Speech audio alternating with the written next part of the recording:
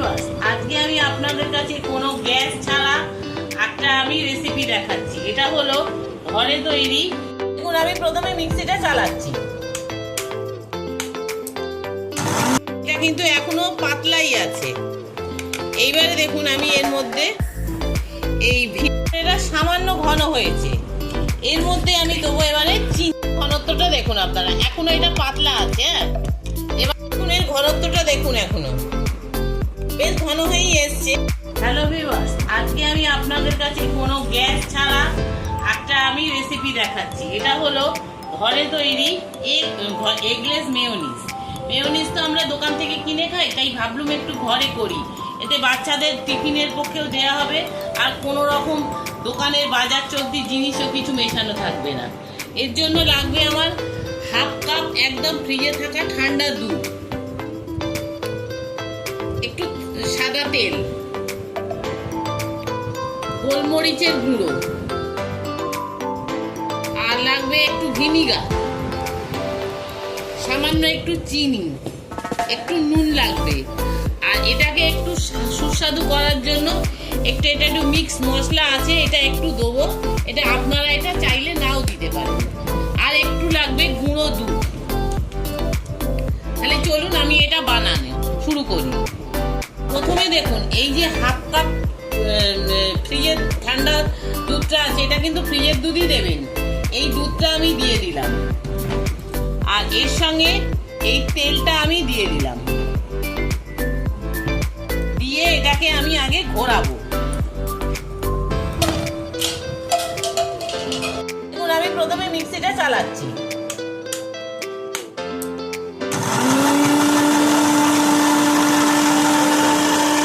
এটা কিন্তু এখনো পাতলাই আছে। এইবারে দেখুন, আমি এর মধ্যে এই ভিনিগারটা দিয়ে দেবো, আর গোলমরিচের গুঁড়োটা আমি দেবো, আর দেবো একটু গুঁড়ো দুধ দিয়ে আবার এটাকে আমি খানিকক্ষণ আমি ঘোরাবো।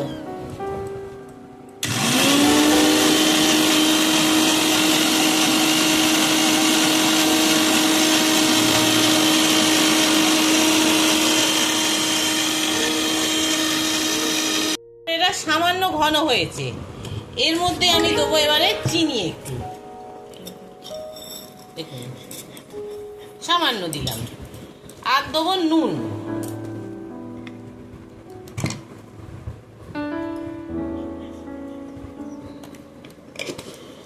আর এই যে সাদা তেলটা আছে, এটা আর একটু আমি দিয়ে দেবো।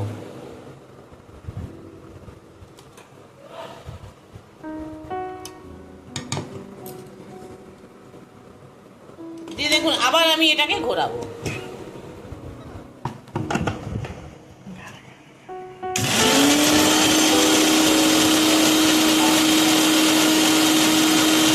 ঘনত্বটা দেখুন আপনারা, এখনো এটা পাতলা আছে। হ্যাঁ, এবারে দেখুন আমি আবার একটু তেল দেবো, আর এই যে মশলাটা, এটা একটুখানি আমি দিয়ে দেবো। আপনারা নাও দিতে পারেন, কিন্তু আবার এটাকে আমি ঘুরিয়ে নেব।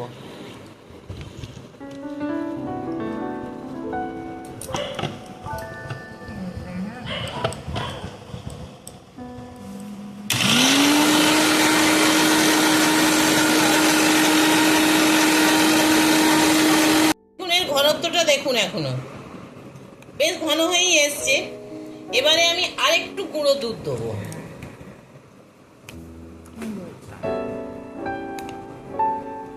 আর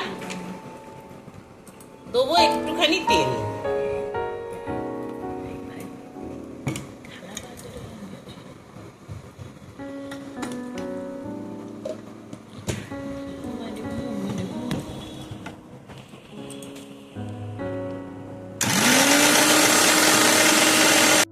মেয়োনিজটা কতখানি ঘন হয়ে গেছে। এবারে এটা আমি ফ্রিজে রেখে দেবো। রেখে দিলে আরো ভালো করে ঘন হয়ে যাবে। এটা তো দোকানের কোনো কিছু প্রিজারভেটিভ জিনিস মেশানো নেই যে এটা বেশি ঘন হবে। এটা এই জন্য এই রকমই এটা থাকবে। দাঁড়ান আমি দেখাচ্ছি আপনাদেরকে।